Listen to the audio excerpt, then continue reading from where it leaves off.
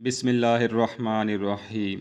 ایک روز رسول اللہ صلی اللہ علیہ وسلم مکہ کی کسی پہاڑی گھاٹی میں موجود تھے کہ وہاں رکانہ بھی آن پہنچا۔ رکانہ کا پورا نام رکانہ بن عبد یزید بن ہاشم بن عبد المطلب ہے۔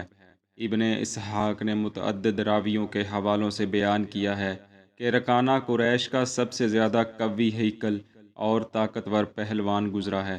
اس کی طاقت کا یہ عالم تھا کہ یہ اہل عرب میں کشتی مقابلوں کا بے تاج بادشاہ تھا۔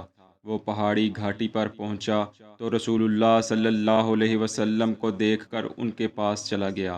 آپ صلی اللہ علیہ وسلم نے فرمایا، اے رکانہ، کیا تم خدا کا خوف اور وہ بات قبول نہیں کرو گے جس کی میں تمہیں دعوت دیتا ہوں؟ کہنے لگا، میں آپ کی بات اس وقت تک قبول نہیں کروں گا جب تک مجھے آپ کے سچے ہونے کا یقین نہ ہو جائے۔ آپ نے فرمایا، اور اگر تمہیں اس کا ثبوت مل جائے تو کیا پھر بھی اسلام قبول نہیں کرو گے؟ پھر آپ صلی اللہ علیہ وسلم نے خود ہی ارشاد فرمایا، اگر میں کشتی میں تمہیں پچھاڑ دوں تو کیا یہ ثبوت کافی ہوگا؟ آپ صلی اللہ علیہ وسلم تو یہ بخوبی جانتے تھے کہ عرب کا نامور پہلوان ہے اور اس کو مقابلے میں پچھاڑنا اتنا آسان نہیں، اور رکانہ اپنی طاقت کے زور پر فوراً مقابلہ کرنے کو تیار بھی ہو جائے گا۔ چنانچہ رکانہ فوراً مان گیا اور کہنے لگا، اچھا تو ایسا کر کے دکھائیے پھر۔ لہٰذا کشتی کے مقابلے کے لیے میدان سج گیا۔ ایک طرف رکانہ تھا کہ جس کو چت کرنا بظاہر ناممکن نظر آ رہا تھا، تو دوسری طرف کل طاقتوں کے مالک یعنی اللہ عز و جل کا محبوب۔ مقابلہ شروع ہوا تو رکانہ جیسے ہی رسول اللہ صلی اللہ علیہ وسلم کے قریب آیا، آپ نے اسے اٹھا کر زمین پر ایسا پٹخا کہ وہ سانس لینا بھول گیا، مگر وہ قوی ہیکل اور بھاری بھرکن جسم رکھتا تھا۔ فوراً اٹھ کھڑا ہوا اور بولا، ہمت ہے تو ایک بار اور ایسا کر کے دکھائیے۔ چنانچہ آپ صلی اللہ علیہ وسلم نے اسے دوبارہ گرفت نبوت میں لے لیا۔ اس نے گرفت سے نکلنے کے لیے لاکھ جتن کیے مگر اپنی جگہ سے ہل نہ سکا۔ آپ صلی اللہ علیہ وسلم نے اسے دوبارہ زمین سے اٹھایا اور ایسا پٹخا کہ چاروں شانے زمین پر گرا، اور آپ صلی اللہ علیہ وسلم اس کے سینے پر بیٹھ گئے۔ آپ نے اسے چھوڑا تو ہانپتا ہوا اٹھا اور کہنے لگا، یہ تو بڑی عجیب و غریب بات ہے۔ رسول اللہ صلی اللہ علیہ وسلم نے فرمایا، رکانہ، کیا تو اس سے بھی عجیب دیکھنا چاہتا ہے؟ کہنے لگا، ضرور۔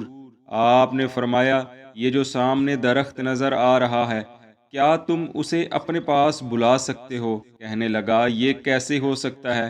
یہ تو صریحاً ناممکن بات ہے۔ آپ صلی اللہ علیہ وسلم نے فرمایا، دیکھو میں بلاتا ہوں۔ یہ کہہ کر آپ صلی اللہ علیہ وسلم نے درخت کی طرف اشارہ کیا تو وہ درخت خود بخود اپنی جگہ سے چل کر آپ کے سامنے آ گیا اور پھر پہلے کی جگہ زمین پر جا کر ایستادہ ہو گیا۔ یہ دیکھ کر رکانہ حیران رہ گیا۔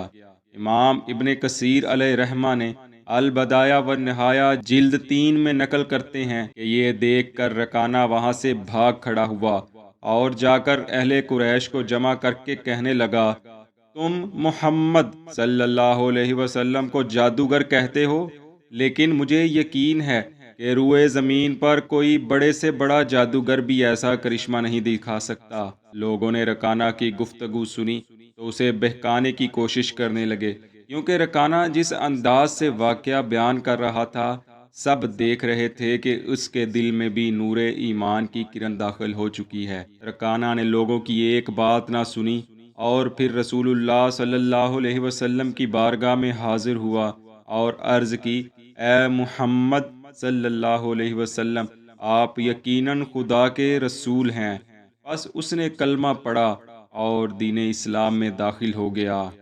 دعا ہے، اللہ کریم ہمیں دین اسلام کی صحیح معنوں میں سمجھ بوجھ عطا فرمائے اور ہمیں اپنے قرب خاص کے سزاواروں میں شامل فرما لے۔ آمین۔